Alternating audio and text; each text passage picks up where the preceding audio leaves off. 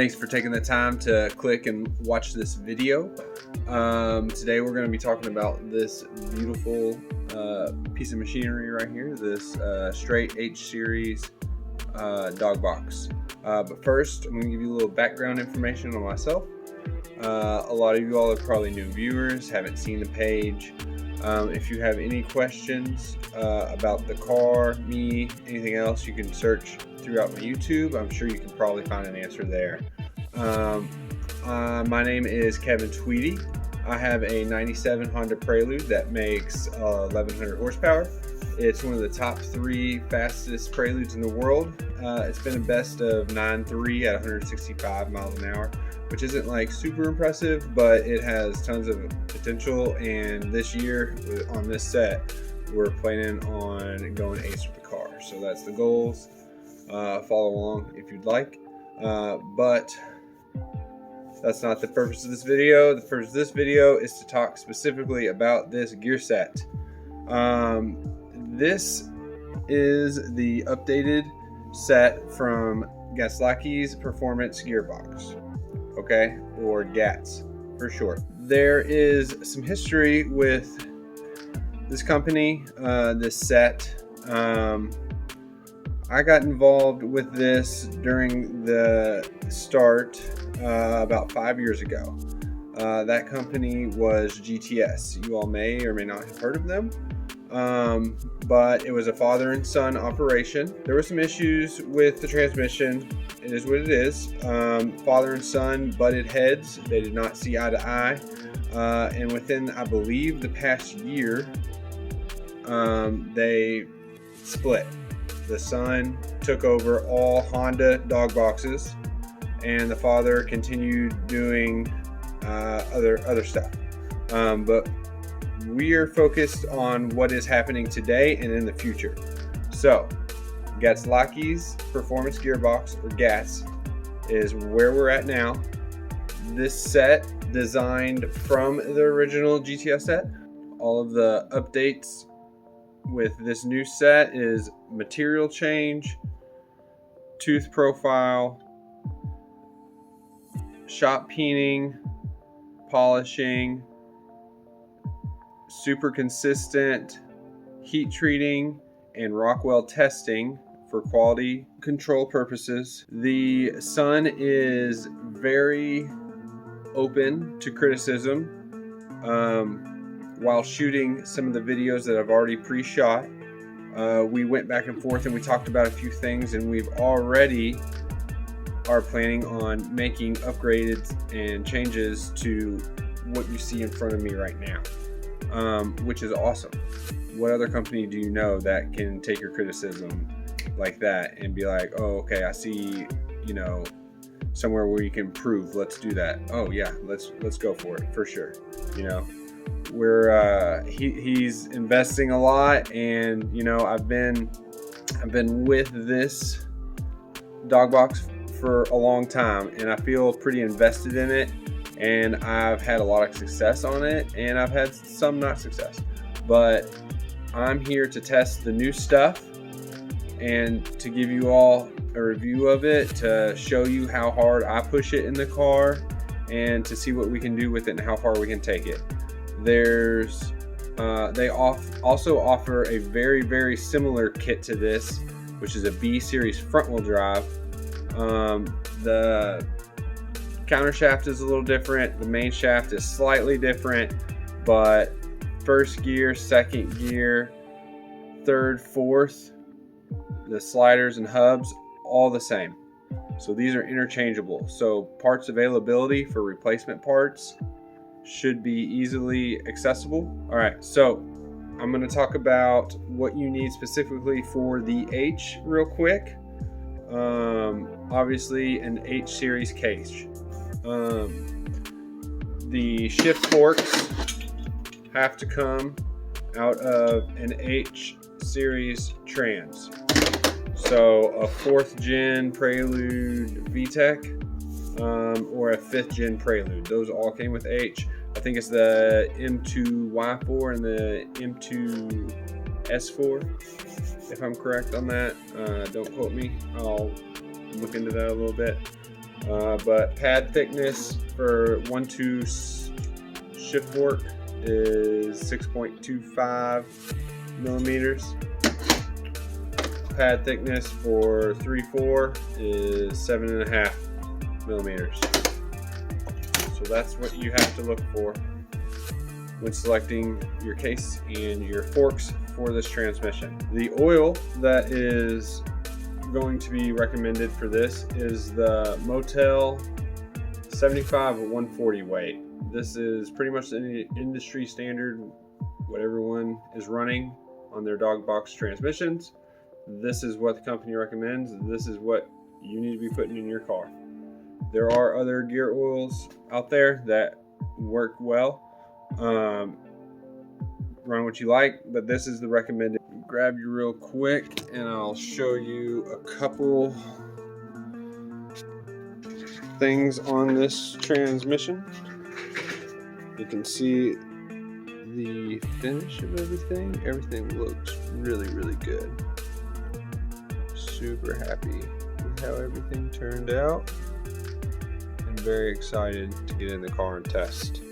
So during my initial setup of the trans, getting everything centered and all of that, you see here we have 4th gear centered very well, 3rd gear centered very well, and during inspection we noticed that 2nd on the main shaft hung a little bit underneath of 2nd gear here.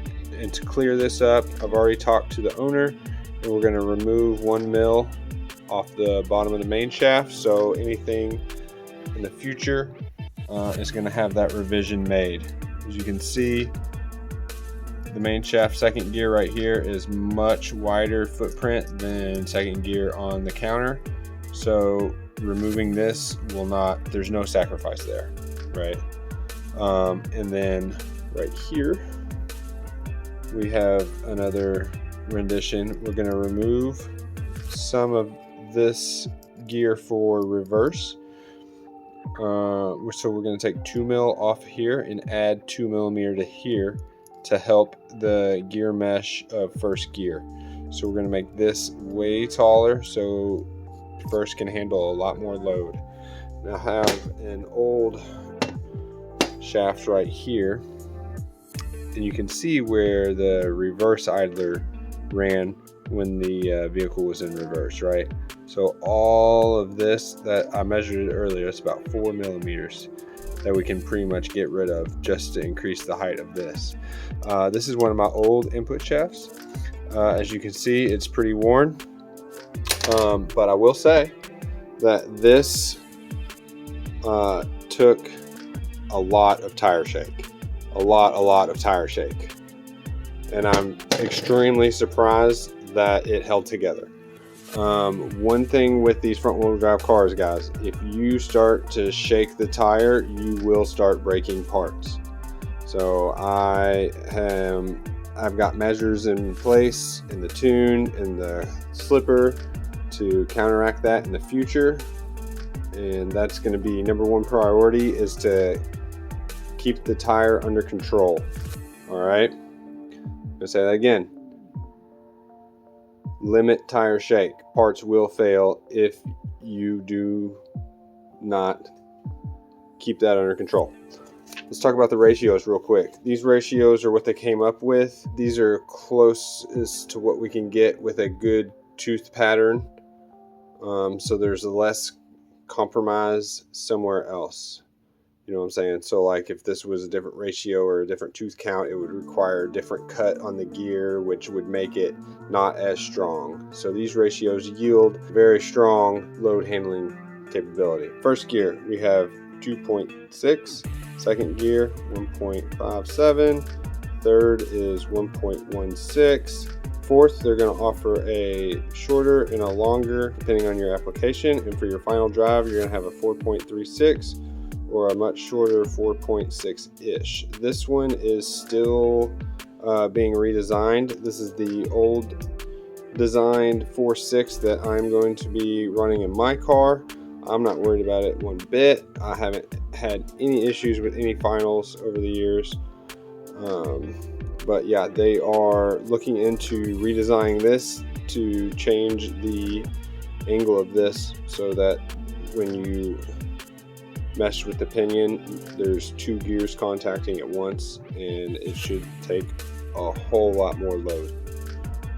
So these are the ratios that we're going to be working with. There may be some other options in the future, but this is where we're at currently. And like I said, if we run this and find something, we are going to figure out what the issue was and get it handled. Make all the changes that we need to get this thing to work as good as we can. Because guys, this is a solid unit right here. So if you guys are interested in purchasing one of these sets, you can reach out to me myself or my buddy John. He is very good friends with the owner. I guess I should add the transmission comes from Greece, so the company is based out of Greece. So there is a language barrier. John has been the middleman between me and the owner, Gatzelakis, communicating. So I'll try to have John's information probably in the bio, or you can comment or reach out to me on Facebook or Instagram, and I can get you set up with him if you're more comfortable talking to him. He's based out of Canada. Super friendly, super awesome guy, easy to talk to, easy to get a hold of.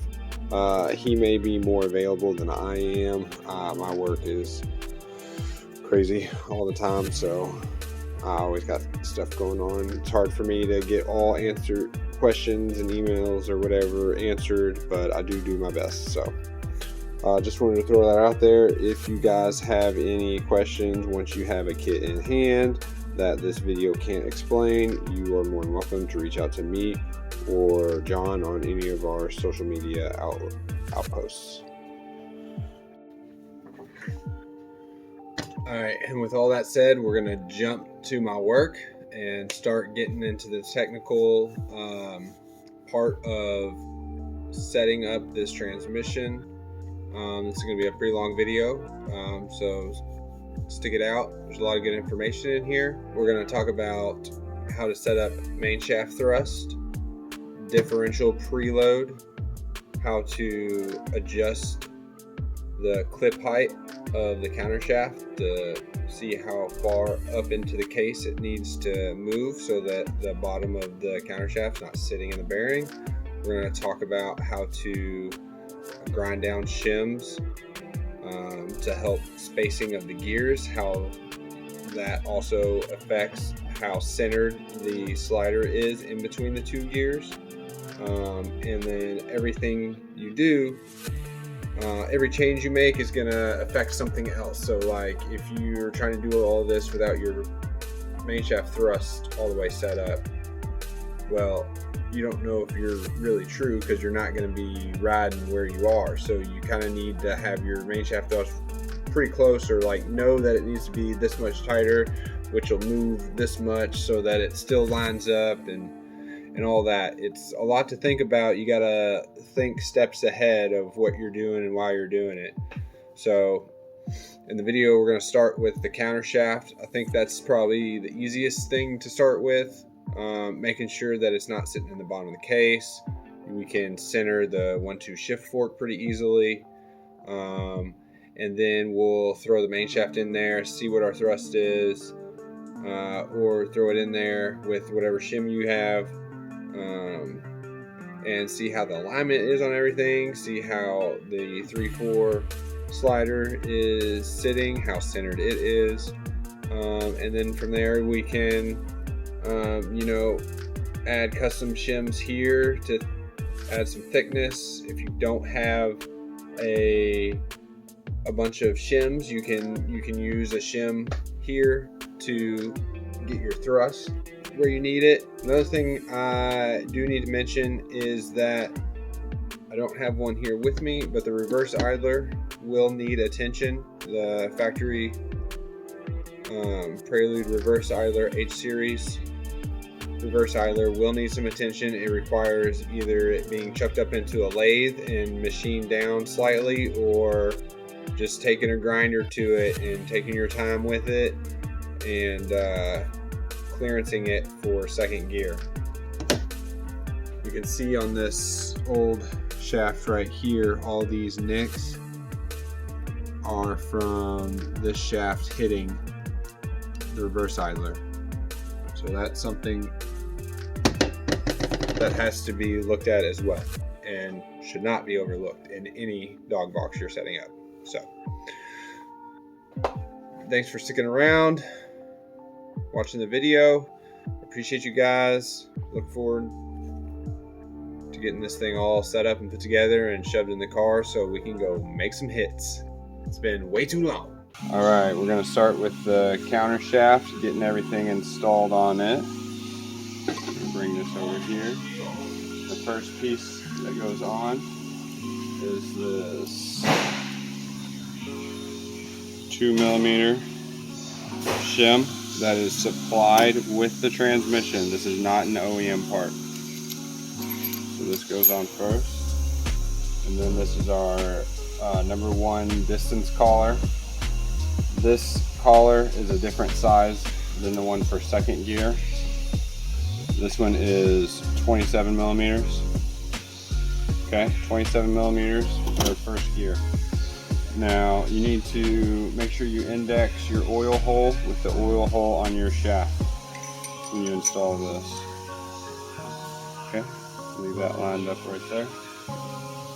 And then first gear, the bearing, first gear, all clean, ready to go. Dog's face up. And then next we have the 1-2 hub. This is the 1-2 slider. So the hub is actually stepped differently. The smaller step faces down. If you install this incorrectly, first gear will seize up. So we're going to go ahead and install this. All right, she's a little tight, so I'm going to put a little bit of oil on it.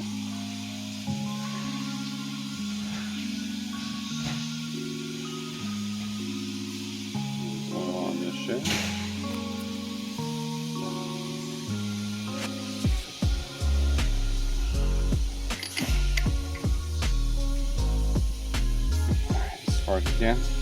So we never want to hammer on a bearing, so I'm just going to bring this over here and lightly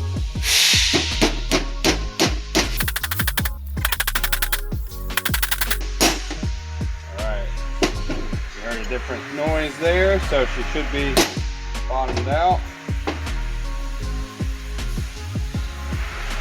So we have a little bit of play right here on first gear, which is what we want. So now we can go ahead and put on the 1-2 slider. Now this is the teeth machined into the slider for reverse. This has to face down when you're installing it. So this just goes on there like that. And that's how first this goes. Next piece is the number 2 distance collar. This guy is 29.3 millimeters. 29.3. We're gonna line him up with our oil hole. Okay. And then needle bearing. And then second gear, nice and clean. Dogs face down so that they can get engaged. Like so. That goes on. And then next is third gear. Can't get over the finish on this stuff, it looks so good. So this goes on next. And then fourth gear. It'll be on there. And then we have 5mm shim. That goes on next. And then this is where, when you actually assemble the transmission, the handcuff would go on, but for inspection purposes, I'm leaving the handcuff off for now. So I have the bearing out of it. The bearing is 9 millimeters. Bearing thickness is 9 millimeters. So it goes on next. And then we have another 5 millimeter shim that goes on. That goes right there. And then we have a factory needle bearing that you have to steal out of a transmission or order yourself.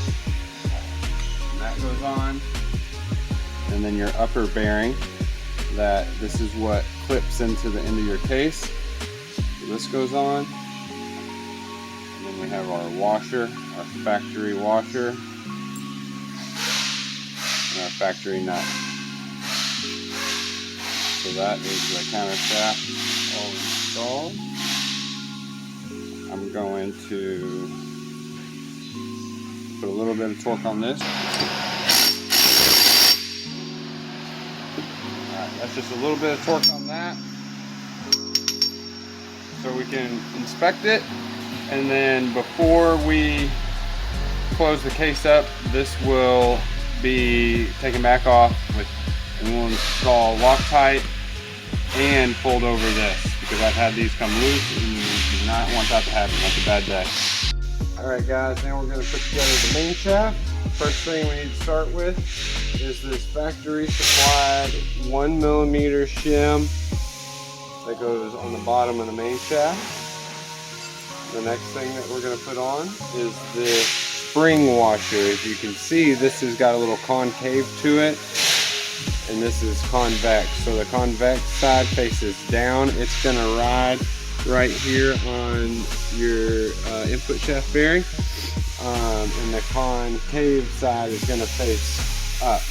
So that's going to go on just like that, and then we're going to sit the main shaft into the transmission.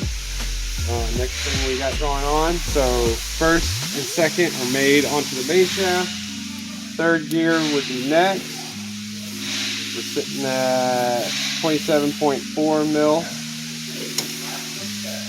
for third gear. Put it on along with the supplied needle bearing. Next is the 3/4 hub. This guy is 22 mil thick, but on the upper part, 3 mil step on the top part. You can flip it over. We're at about 1 mil. Hold on. Yeah, we're at 1 mil on the bottom part.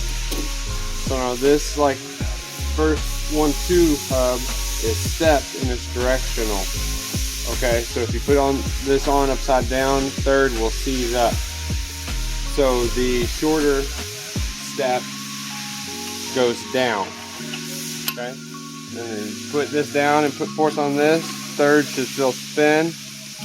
Should have a little bit of free play there. And then we're just going to move on to our 3/4 slider. This is non-directional. So that is on there.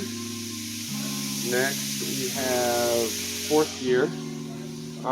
This is going to be a little more challenging to measure. Let me take this bearing out. We're going to go here, which is 28 mil, but then we have a step in here,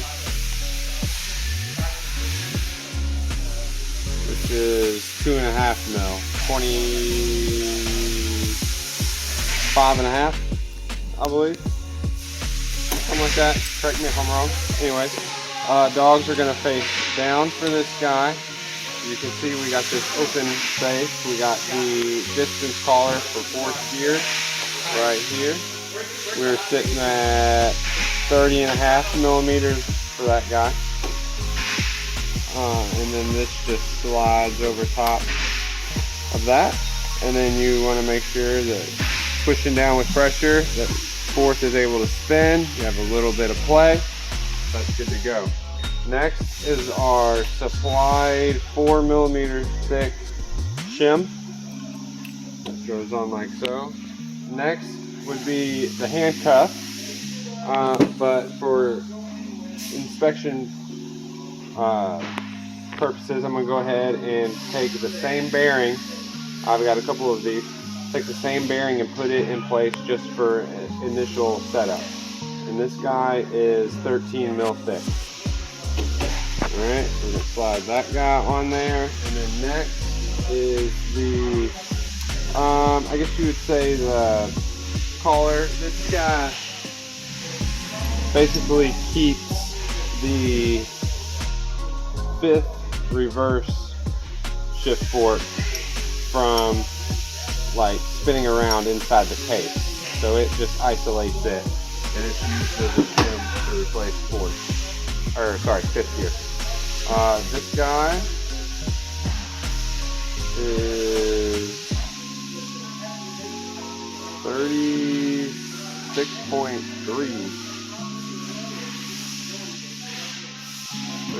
36.3, 36.4 mil.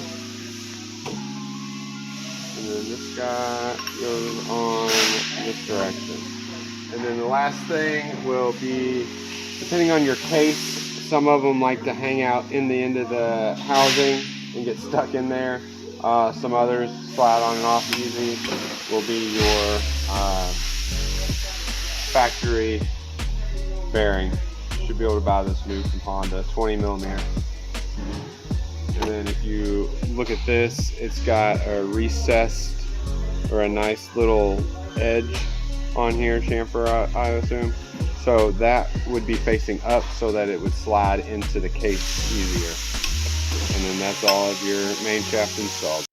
Alright guys, we got the counter shaft and the main shaft. I don't have 3rd and 4th on here. I wanted to go ahead and get this put in here just so I can check a couple things on the counter shaft before we get it all final. One thing you have to check on these transmissions, any Dogbox that you put together, is how centered the fork is on the hub. Okay, and then how you do that is you get yourself a set of feeler gauges and you put it inside here in between the dog and the bottom of the slider. If I can get my phone in here to show you guys, give me a second, bear with me. Alright, so we're looking right here at this distance. Actually, let me see. Here. So this stack that I have fits good on the 1st gear side. Now if I add this 0.58 feeler gauge, there's a slight amount of drag here. So the whole stack with all of these fits good on the 1st gear side. And now we're going to take away the 5.8 mil and see how it fits on the 2nd gear side. And it barely goes in with a little bit of drag. So that tells me that this 1-2 slider is favoring 2nd gear. It's closer to 2nd gear than it is to 1st gear. And when I clipped this counter shaft into the end of the transmission housing, I'll show you that in just a second. It didn't lift up any. So basically the end of the counter shaft is sitting in the bottom of that bearing, and we do not want that. So we want this counter shaft to lift up a little bit. So what we're going to do is on one of the shims, either above or below the handcuff bearing, we're going to have to take some material off of. So I'm going to take, so this was about 0.6 of a millimeter, which realistically is not a whole lot. It's not a whole lot. So if you cut that in half, that'll essentially center this perfectly. So if you take away 0.3 on that, that moves the entire stack this direction by making that bearing or that shim smaller. Now I think I'm gonna go with making it 0.4, so that way we have a little bit more distance, and that distance is gonna help me, instead of 0.3 making it 0.4, is gonna help me get a little extra clearance off the bottom of that bearing. And then what I'm talking about is the pinion riding in the bottom of this bearing right here. It's bottoming out in it currently, and I want it to lift up just a bit so there's no like downward pressure on that guy. So I'm going to get this stood up and show you what I'm talking about the clip height and what to look for that. If you look in here,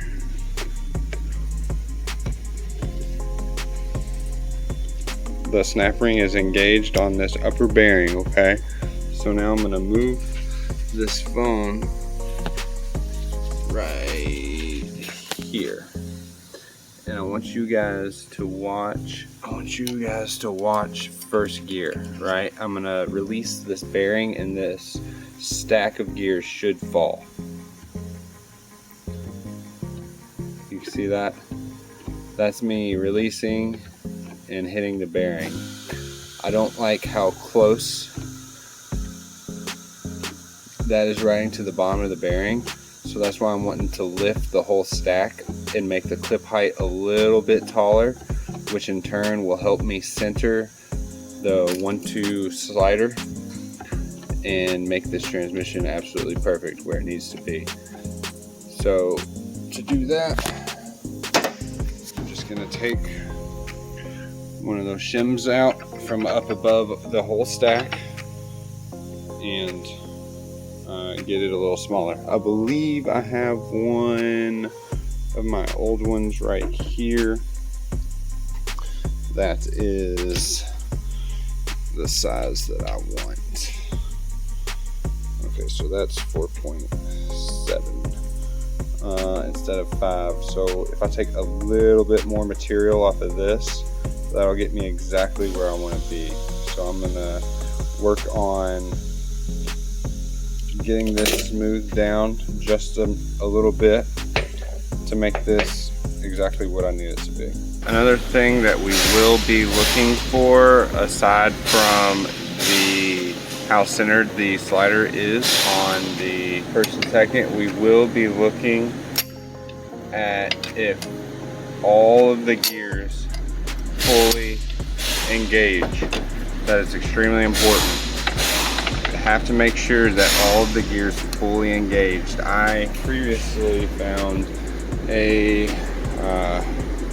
1-2 shift fork that doesn't visually like look bent, but when I went to set up one of my other transmissions, it wouldn't fully engage into second gear, and I was like, huh, what's going on? So that's how I found out that I had a bent shift fork.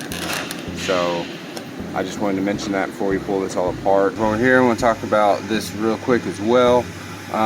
We are looking at the gear mesh on second gear right here. Let me get even more light on for you guys. So as you can see, hold on, let me get it moving. So currently second gear on the main shaft right here is slightly above second gear on the counter shaft. And keep in mind, this is just barely gonna raise, hardly any, which will still get us in a good window. But this is something that you have to check and you have to look for. This main shaft has to be slightly above second gear on the counter. All right. To achieve that, I've added another 1mm shim underneath the main shaft. Okay, so I'm running 2 millimeters underneath the main shaft plus the factory spring washer. That should have already been covered. The 1-2 slider, okay, this guy right here, we're going to shift up into second gear and show you guys the clearance of it. Alright, we're fully engaged into second, and if we spin this, there is no, we're checking right here to confirm that we're not touching the main shaft on the 1-2 slider when second gear is engaged. This has to be checked on every transmission. This is why you have to use a window case. We're making sure that this does not touch this. Okay? And since we already have second engaged, let's go ahead and talk about this reverse idler. This is the reverse idler that I've already mentioned has to be machined and a 1.3 millimeter shim installed. This keeps the reverse idler from touching the bottom of this, and the spacer's not too thick, because if you get too thick, then when second's engaged, it'll try to touch on the reverse teeth of the 1-2 slider. So there's a fine line where this has to be perfectly spaced in this case. And you can see right here where we have machined that second on the main shaft has plenty of clearance and does not come into contact or get close enough to cause any worry on the reverse idler. Okay, and again, that's this piece right here that we had machined. Alright everybody, we got the counter shaft pulled out already, and I switched out that shim. I pulled out this 5 millimeter shim, and I had another one that was pretty close, and I just spent some time and sanded it down and made it nice and flat to the thickness that I needed. I think I ended up taking 4/10 off of the 5, so a 4.6 millimeter shim on that counter shaft, which would make this counter shaft move to the left or go up 4/10 of a millimeter. So not a whole lot, but just enough. And now that it does that, we have the fork perfectly centered. It is maybe 1/10 off, favoring first gear. So yeah, I went ahead and checked with the feeler gauges and everything, so that's looking awesome. I'm really happy where that's at. Now let me show you how to check that your gears get fully engaged. Now we're going to start with second gear, because it's easier for me to get in here and look at. See how it's easy to move this gear? Now I'm going to go ahead and use a pry bar to shift the transmission into second gear, and you should be able to see second barely move when it's engaged. Okay, I'm not sure if that picked up, but now that it is engaged in second, there's more resistance on this because this fork is still pushing a little pressure on the second gear. And the reason it's doing that is because that detent, so this would be the neutral position, and if we go up, this would be second. So that detent ball is sitting right here, right? So it's trying to push it a little further to get it nice and level, so it's, you know, it can still travel more, which is fine. We just have a short window, but this is the pressure that's getting applied right there. So it is all the way up against the gear, and we still have a little room to go, so that's as far as it can go because of the dogs, which is perfectly fine. The main thing we're after is to see that it's fully engaged. Now let me pop back to neutral. Okay, and now we're going to go to first. You see all how it shifted first back? It's putting a little bit of pressure on first. See, it's got a little drag on it now, which is perfectly normal, what we want. First and second are centered well, right like I want them to be. Fully engages in first, fully engages in second. The slider is, like I said, really good. So I'm happy with where the counter shaft is sitting. Let me set this up and I'll show you how much the clip height changed after adjusting that shim. Alright guys, now I'm going to show you how much the counter shaft falls when I release this clip. Alright, much more than last time, so I'm really happy with that. That gets it off of that bottom of that bearing, and we're going to call that a day on the counter shaft.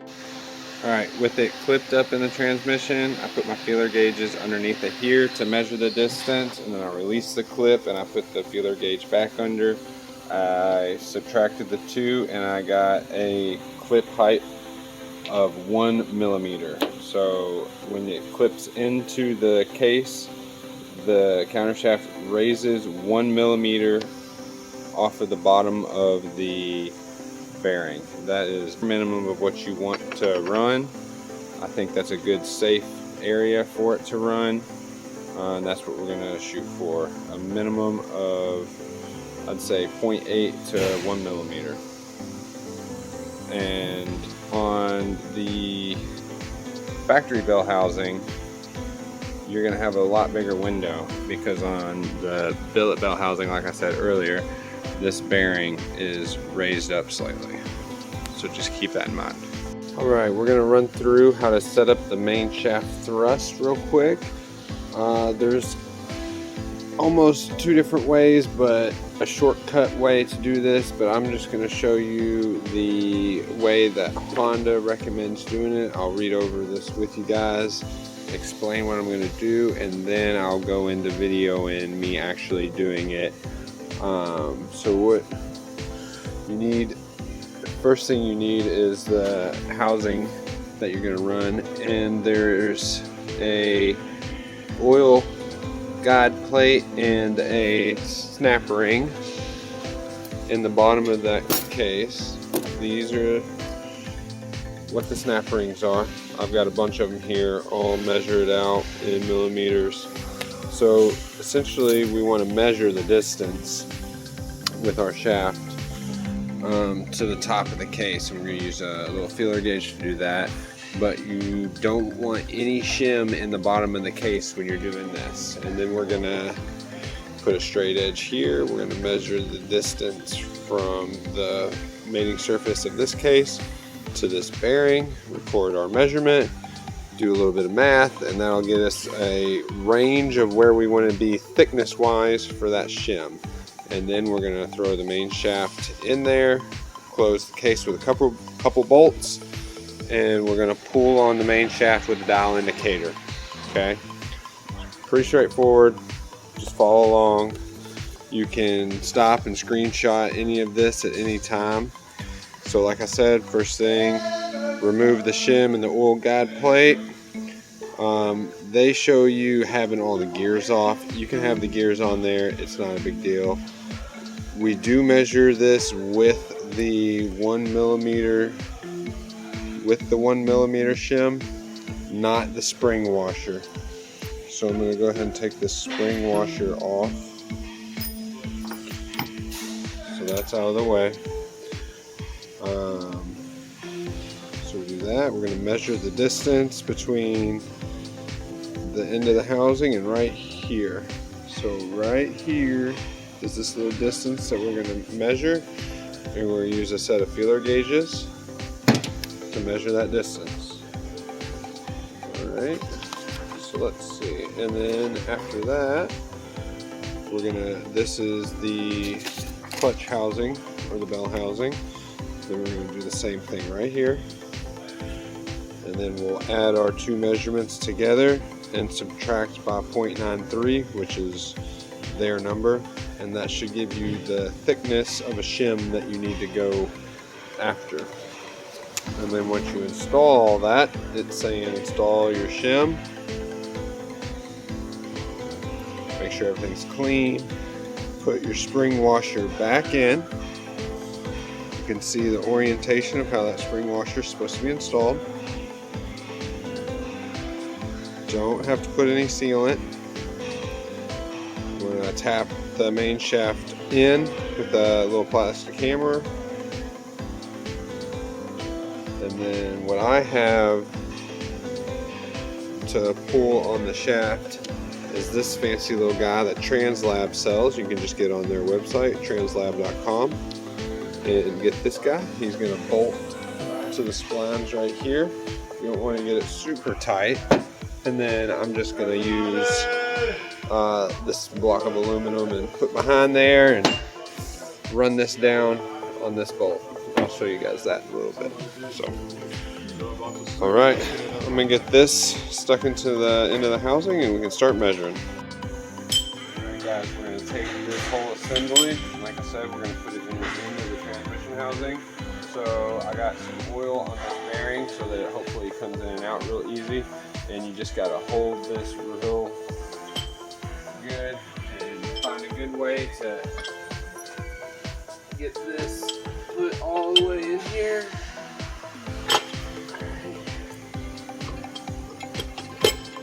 Alright, heard a nice thud. Let's make sure she's all the way down, give her a spin. A little tap. We're going to take our straight edge, put it along right here. Put it on the side so you guys can see. And then we're just going to measure this distance right here. This is what we're after. So let's see what we got. It might take a sec to get the correct amount of feeler gauges up.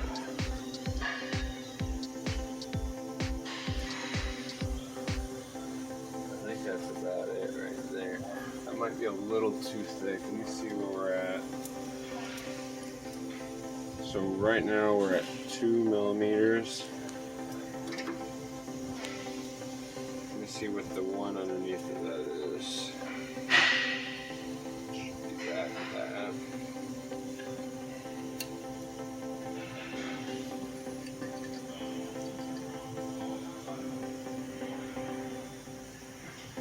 Yeah, that's closer for sure. It's got a slight amount of drag. That's at 1.9. Let's go.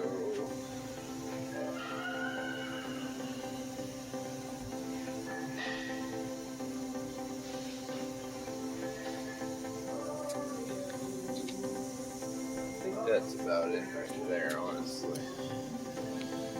So about 1.8.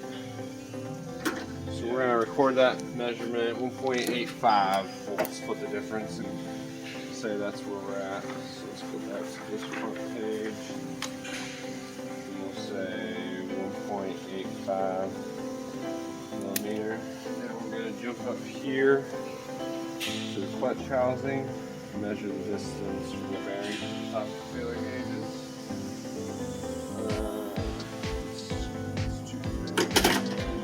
I already know what this needs to be, so I'm just getting close real quick.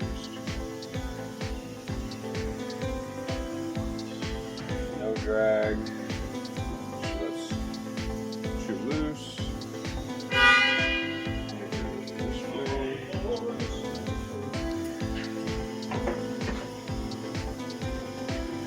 Alright, we got a slight amount of drag there, so that's probably right where it needs to be.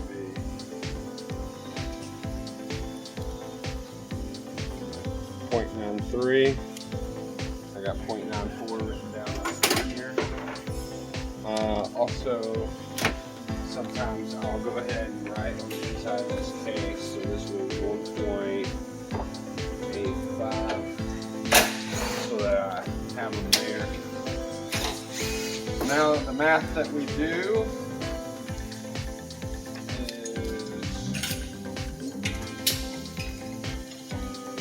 here, 1.85 plus 0.93. Let's see, get a calculator up right quick. 1.85 plus 0.93. And then conveniently, we're supposed to subtract 0.93 from this number, which is the midpoint of the flex range of the spring washer. If that makes sense. So essentially you're just going to look for a 1.8 mil shim. Alright guys, we got the spring washer put back on the bottom of the main shaft. Got this out and put in the bell housing. Do not put this oil plate back in the end of this clutch housing until you're ready to finally put this thing together. You can see I got the 1.7 mil shim down here, and to get this guy out, it's going to be the easiest to put like a right angle pick underneath right here to pull it back out for interchanging them to get your thrust correct. That's mainly what I wanted to say about that. So I'm going to go ahead and bolt that on with a couple bolts, get it up on its side, and show you how we're pulling to measure the thrust. Alright guys, I got this set up with the dial indicator real quick. Extremely important that the dial indicator is attached to the transmission somewhere. You can use this vice grip style or the magnetic base style, but you have to bolt a plate here and magnetically attach it to the bell housing itself if that's the route you want to go. The dial indicator itself needs to be pretty square with the input shaft. I've already knocked this forward. I've got my little plate back here. We're gonna pull on this. We've got her zeroed out. I'm gonna start down on it so you all can see how much it moves. Alright, we got a lot of movement. See, this is already out of spec. So we're at 15 thousandths, 16. So 16 thousandths. So yeah, that point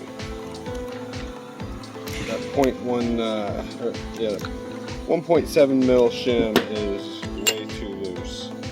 Okay, so we're gonna have to do something different there. I believe I have a solution I'll tell you about in a second. But let me flip to this last page. Maybe. There we go. Alright, so we're going to look in inches because this is what you're going to be basing your dial indicator off of. 4 thousandths to 6 thousandths of an inch is the factory spec.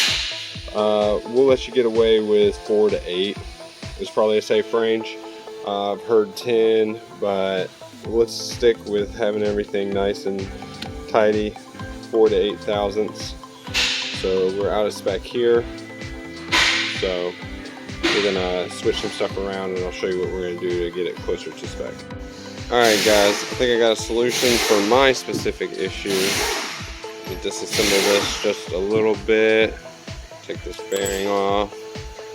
And this guy right here is a 4mm supplied shim. So I thought ahead a little bit and I had a couple different shims made in different thicknesses that I could use to get my main shaft thrust correctly. So I have a shim that is 4.27 mil, right? So if you take our original measurement and you subtract 2.7, because we are adding to the total distance, so it's going to make this number smaller, we come up with a 1.58, and that's the shim we need to shoot for. And if you look here, I got a 1.56 mil shim, so we should be able to get our main shaft thrust right where we want it to. So I'm going to go ahead and get this installed with this shim and re-measure and see where we're sitting. Alright, if you guys see, I'm going to put this case on. There's a slight air gap along the bottom, just a slight one, so it should pull the case down right into the window that we need it to be. Alright guys, we're all set back up. We'll zero it out, so let's see where this goes.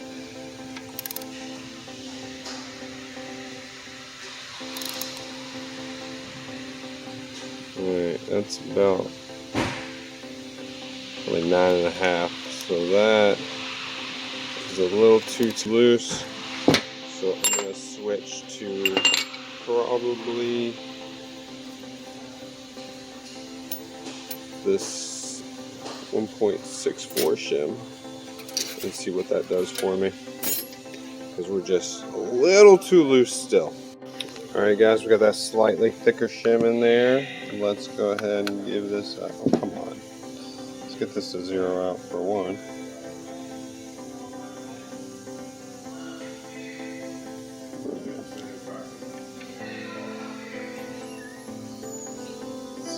100%.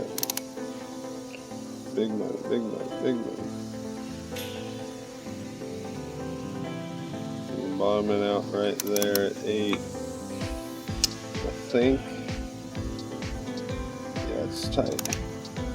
I think that'll work for me. Guys, we had the main shaft machined yesterday underneath here, so I'm gonna go ahead and assemble everything with the handcuff on, so we can put it in the window case and make sure everything's perfect. So when we do this, we're gonna do it in the case so that everything. Actually, let me take that back. Let's put this bearing in the handcuff first, because it does not, hold on. Sometimes she needs a little persuasion. There we go. She doesn't like to move up and down that much, so I'm showing you guys this way to do this. Throw our 2 bearings on top. Washer and our nut. I got a new nut coming in the mail. This is not going to stay on here. Alright, that's on.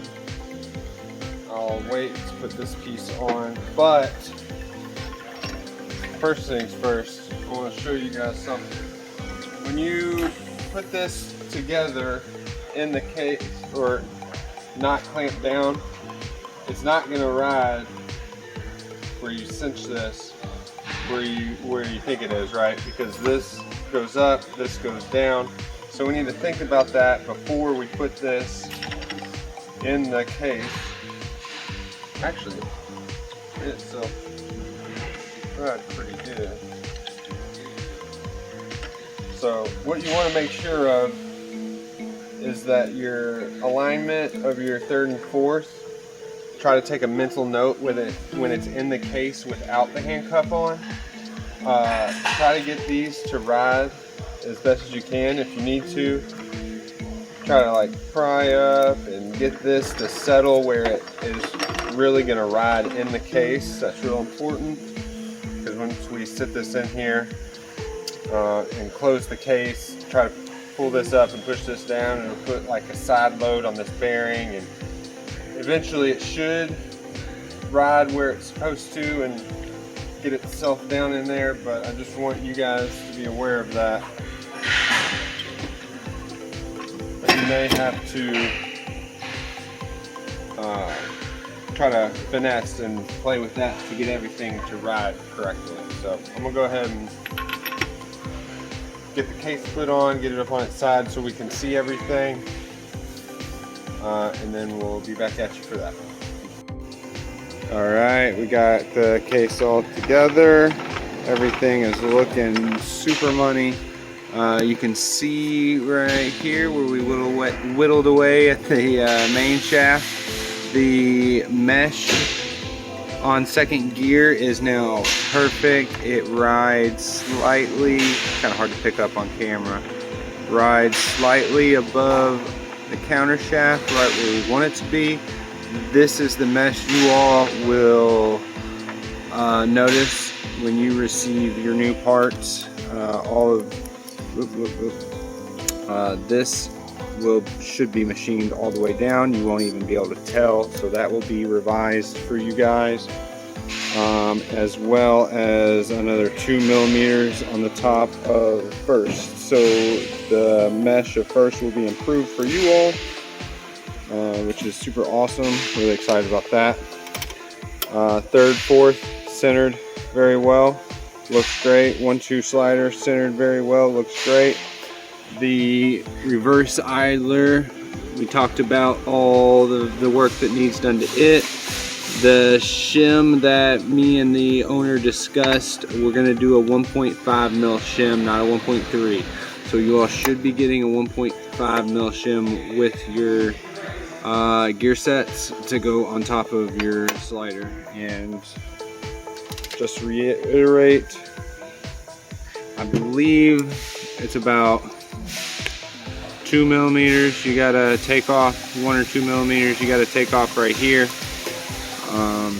On the factory gear, you can see where it starts to bevel. Just right where that bevel starts, you just gotta go straight down from there, maybe a little further in, and that should clearance you enough to be safe. You can always work on it some, install it, and see if you need to take any more off. So whichever route you all decide to go there is what you do. So everything's looking awesome when the handcuff's installed. Main shaft thrust is good. Everything's good. So I'm going to get this pulled back out, and then we can start talking about differential preload. All right, guys, got another little update revision for you all. Just got off not off the phone, but just got finished messaging the owner of the company. So now that the H series has the availability to go all-wheel drive with the billet bell housing, I talked him into adding an extra set of holes. So instead of coming with 10 holes in your ring gear, you're going to have 20 holes in your ring gear. 10 of them are going to be 10.5 millimeters, and the other 10 are going to be 11.5 millimeters. So the bigger holes are for the Honda Element longer differential bolt. It's just a little thicker on the shank of it, so that you'll be able to run. You won't have to modify your ring gear to go all-wheel drive for the H. You can have holes for front-wheel drive diff and holes for all-wheel drive diff. Now, to go all-wheel drive with the H series, the differential needs drilled out as well, and you can opt to drill through the factory threaded holes or add your own hole. We're giving you guys options, and if you don't ever plan on going all-wheel drive, just use the smaller holes that are on the ring gear and you'll be good to go. So it's just really cool that that option for Vision will be there in the future for you guys. I think that's awesome. Super excited how everything's going with this. Now that we got this all set up, we're gonna get everything looked back over, cleaned, installed. We're gonna get our oil plate put back in the end of this case and everything where it needs to go, and try to get this guy glued up and shoved in the car so we can go abuse it. Alright guys, let's talk about the differential preload real quick. We're going to get that all set up. I have all the instructions printed off here just like before. If you feel the need, you can go ahead and screenshot any of this. Obviously up here, if any of this stuff gets replaced or changed, you have to readjust your preload. So what we're going to have for this procedure is a beam style torque wrench, which we have right here. And our specification we're going to shoot for is 20 inch-pounds of starting torque, not rolling torque, starting. Okay, and we're also going to have something to hold the differential. This is just something that I made. I took a socket and I cut a little groove out of it, and I cut a bolt in half and put it down in there and taped it all up. If you got like a broken axle, you can JB weld a socket onto there to make a dedicated tool for this. But essentially, once the transmission or the case is on, we'll be just sliding this in this groove, and that gives us something that we can spin against to rotate the differential. So this is the spec that we're shooting for.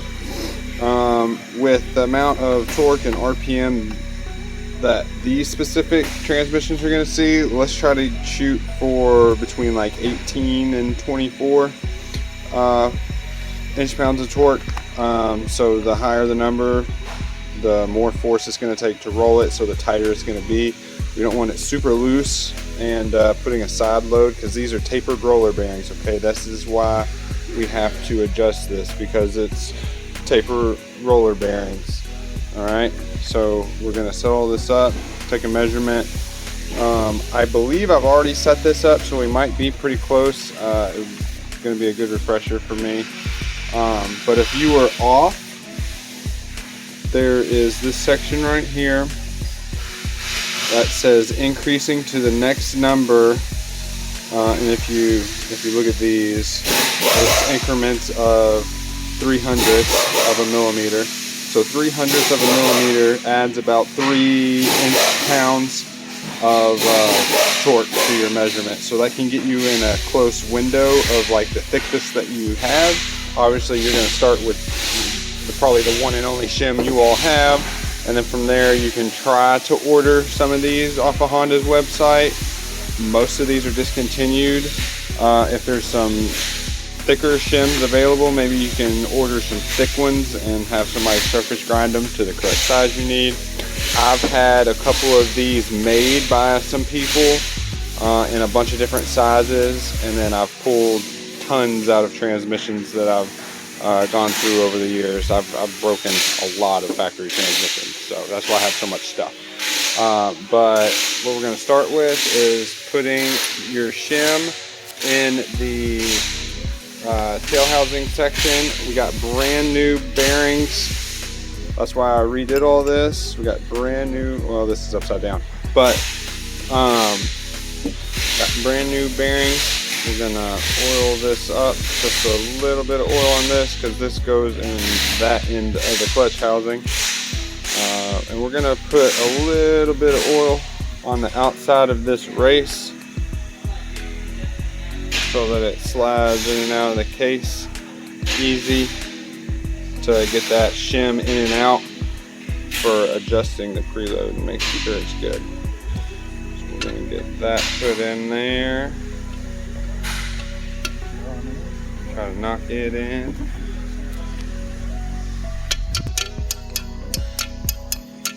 Gently tapping on the sides is alright, just as long as you're super easy and you're making sure you're not hitting where the bearing rides. You're going to tap that guy in. Some of these like to try to fall out whenever you invert this, so just be aware of that. So I'm going to go ahead and get the differential put in the housing and the case put on with a few bolts, and we'll go ahead and take a measurement and see where we're sitting. Alright guys, we got the differential put in the case. We got a few bolts all the way around. You don't need all of them in there. Per the instructions, we're going to spin the differential forward and backwards. That seats the bearing. Then we're going to come down here and get a close-in shot of the, we're shooting for 20, like I said earlier, so we're going to see where we're sitting this direction. See how it's starting to move. So we're at 20, 22 inch-pounds. It's hard to catch it on camera, but yeah, we're in a good window. So we're going to call that good. We got the new nut in from Honda. These are one-time use nuts, so definitely recommend whenever you get your new trans, get one of these on order. This is your part number right here for it. I'm going to go ahead and put some blue thread locker in here. Don't be scared to use a little bit. You don't want this guy coming loose. Got some blue thread locker in there. These threads are cleaned off and dry. Now we're gonna, oh yeah, you can tell she's new.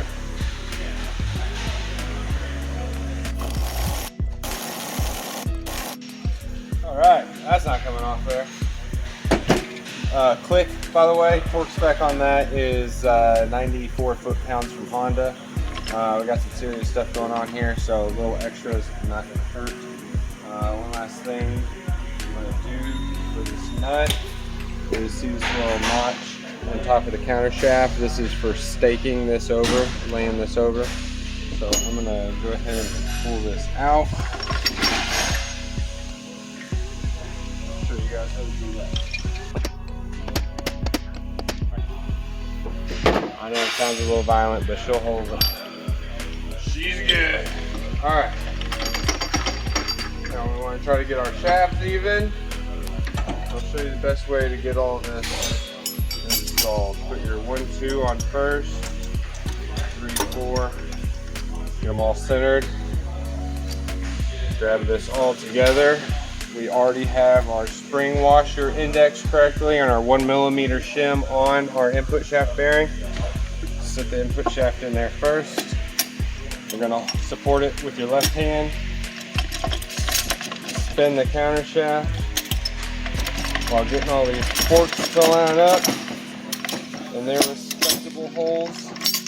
And wiggle everything down until it falls in place. Next we're going to get our reverse idler thrown on here.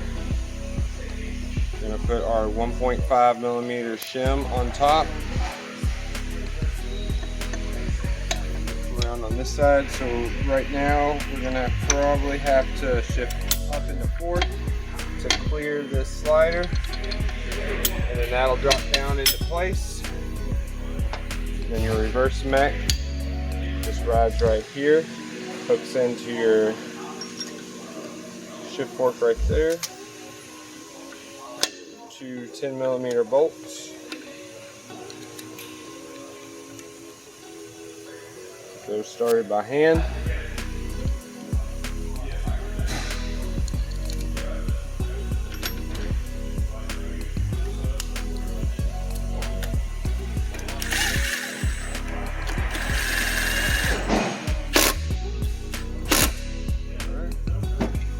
Good.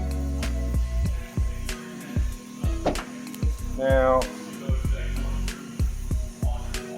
that we have this all together, we're going to put it in the window case one last time just to make sure everything looks good, feels good, and is good to go. We're going to put this bearing up here since I've already taken it out of the window case. First time all this is going to be all together. Alright, now let me show you guys guiding this on, because I haven't really done this. Showed you all this, I talked about it. But essentially you want to stand right here. You want to just make sure you go straight down as parallel as you can. If it gets hung up right here, it's usually this 1-2 shift fork. All it needs is a little jab. Sometimes it's this shift fork. It's usually one of the two. Actually, in this instance, I think it's this bearing. We're going to lightly persuade it to go down. And now, while you're going down, always make sure all your shift forks are free and easily moving, so you're not binding up on it.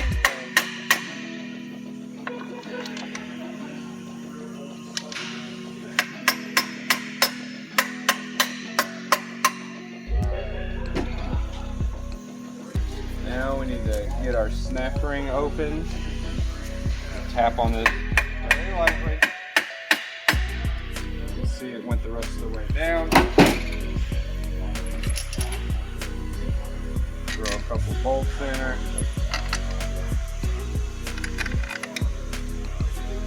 I'm all started by hand. That's 10.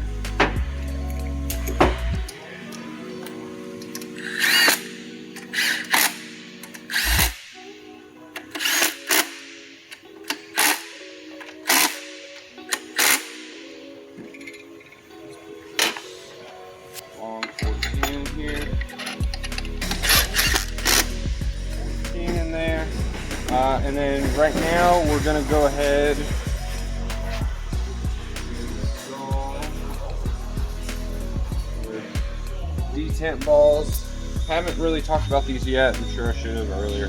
But these are for the 1-2 and the 3-4 shift forks. They go in right here. Only put these in when shift forks are in the transmission.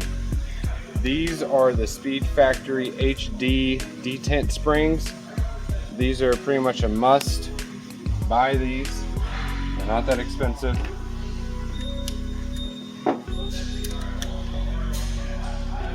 I know myself, so I can start them like this. Please try to start these by hand. Do as I say, not as I do in this situation. Do not over torque these because these threads are very fine and strip very easily. Now that those are installed, this should pop up into neutral and stay in neutral correctly. All right, so let's flip it up on its side real quick, just to take a quick look at everything.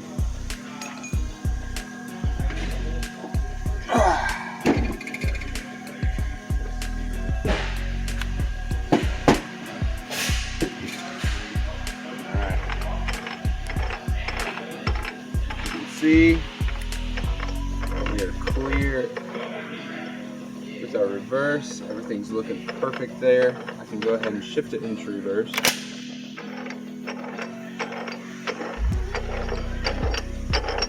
So, you look over here, the diff is spinning. You got the diff in here. I'm telling you guys, this stuff looks so good. I went ahead and readjusted my thrust, got it slightly tighter since I had a shim. Might as well. I got it pretty much perfect at 5 thousandths. And our preload's in a good spot. Everything is looking awesome. So I'm super excited about that. Let's pop it back into neutral. But we're here just to confirm everything is riding where it's supposed to be. Everything is lined up. You guys just get in here, take one last look before we're saying okay, let's get ready to glue the case on. We just want to be triple extra sure on everything because this, this is a big investment, like I've stated earlier. So got to make sure everything is perfect. So I'm really happy with everything. We'll pull this back off and get ready to prep to glue this down. Before we get this actual case glued on, brake cleaner on a rag. Cleaning your mating surfaces, extremely important. Go over with brake cleaner on all of your mating surfaces. So that on this transmission, that's going to be this surface. Sorry. This surface,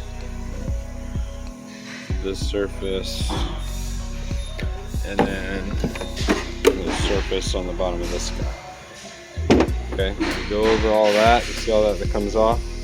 It still leaves a little residue behind, so get a clean, nothing on it, dry towel and go back over that. See that? There's still stuff that's left behind. You got to pick up what's left behind with a dry one. Alright guys, do that, and I'll show you that you don't need a whole lot of liquid gasket. You're going to use the best, the one, the only Honda Bond to get this thing sealed up. Alright guys, as you can see, we just got a small bead of Honda Bond going around mainly the inside of all these holes. You don't need it on the outside, it's not necessary. So I'm about to, got everything clean, about to put the case on, got all my bolts laid out here for this. I got some titanium bolts, gotta be real easy with them, but here we go with everything.